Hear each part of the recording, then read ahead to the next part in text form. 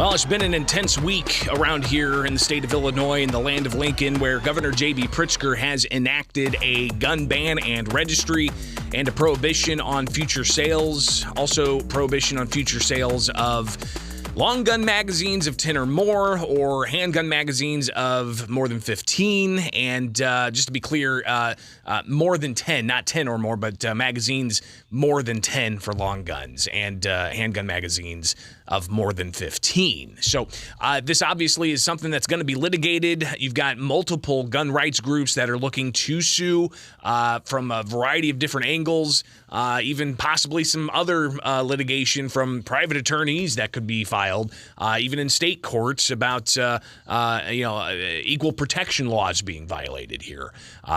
Considering that, hey, you're carving out Second Amendment rights for jailers or for law enforcement, but you are blocking regular citizens who have rights from accessing those rights or exercising those rights. So lawsuits are going to be happening here. And to talk a little bit more about this in particular with one group is the Illinois State Rifle Association and Executive Director Richard Pearson. He joins us now on WMAY. I'm Greg Bishop. Rich, thanks for taking time with us this morning. What's the latest here, and when can we expect to see those lawsuits filed?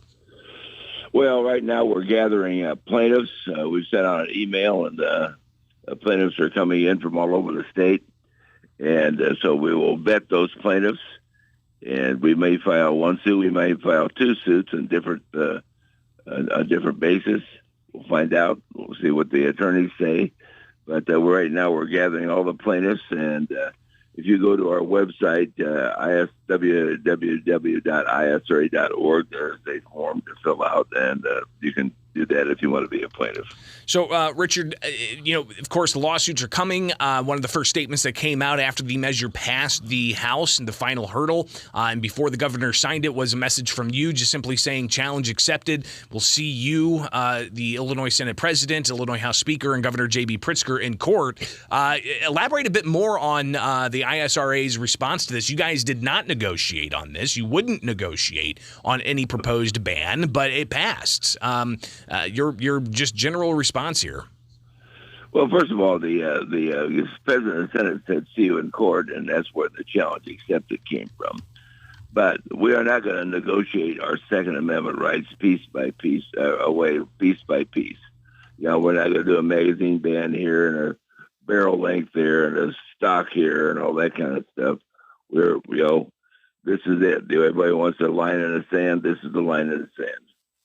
So again, the website is isra.org, where people can go, and I take it that there's also where they can fill out a form to become a plaintiff. Talk about the importance of people stepping up and funding your organization and others to assist in these lawsuits. Well, to go to the Supreme Court of the United States is an expensive process. As I mentioned in a lot of my speeches, in 2008, 9, 10, and up till 12, when finally McDonald case was settled, that at that time it was $600,000. And as I look around, I don't think prices have gotten any cheaper. So we're thinking it's going to run in the neighborhood of $1 million. And this is just going to be one of several lawsuits. Is the ISRA, who are you hooking up with to move forward with this? Any attorneys that you can share that might be a part of this, or any other groups that might be a part of your lawsuit? Well, right now we partner with the Second Amendment Foundation and the Firearm Policy Coalition, and we have attorneys Cooper and Kirk and D.C. and so we have a lot of attorneys that are going to be helping with this, I'm sure. We're talking with Richard Pearson. He's the executive director of the Illinois State Rifle Association, and they are compiling a lawsuit right now and seeking those who want to be plaintiffs in that lawsuit. And I imagine you've got, 2.4 million firearm owner ID card holders in the state of Illinois. How many do you think you need to be able to get this lawsuit to where it needs to go? Well, you don't have everybody in the state. People say you got to have a class action suit. Well, if you do that, you have to contact everybody, which you can't do because you can't get the list. So what you do is you wind up with plaintiffs, generally about 4 to 6 plaintiffs, but you have other plaintiffs in reserve in case something happens to some of those plaintiffs. And I've been through this, I can't say a million times, but at least 10. And so you always need backup plaintiffs. So if you sign up to be a plaintiff, just because you're not called on the first pick doesn't mean you won't be. Again, the website is isra.org. We're talking with Richard Pearson. And Richard, I got a question here on YouTube. It says, can you explain how that has worked for other states, being that Illinois is now the 9th state to ban certain types of weapons? How are you feeling that this is going to be a successful challenge, considering there are 8 other states that have similar types of bans in place? Well, we're the first state since the Bruin decision that the Supreme Court came down with in October. The New York State Rifle and Pistol Association, which is a partner of ours in New York, sued under City of New York in New York, several several items. One, you couldn't transport a gun, so forth and so on. So Bruin, Judge Thomas particularly, wrote a new opinion of the Second Amendment, and this is the first case that's going to hit with that that new opinion in place. Again, talking with Richard Pearson. He is the executive director of the Illinois State Rifle Association. For people who don't know about the Bruin case, what's kind of the gist of it, and why is this a case? New York City had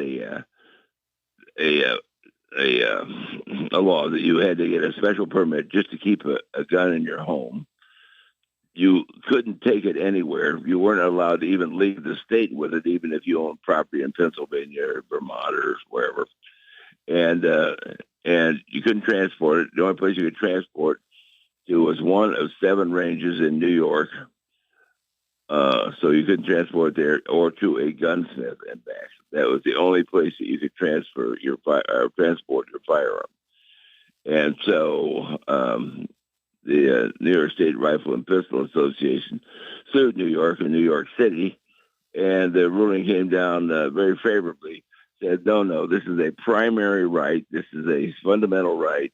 You can't control fundamental rights that closely. So people say, well, you can control every kind of right. Well, you can, but you can't control it so you choke it to death. And the decision differed from previous Supreme Court decisions. How so? I hear a lot about balancing interests versus text and tradition. In layman's terms, what does that mean? Balancing interests are out. A need analysis is out. One of the things that states have been doing is, well, do you really need this firearm?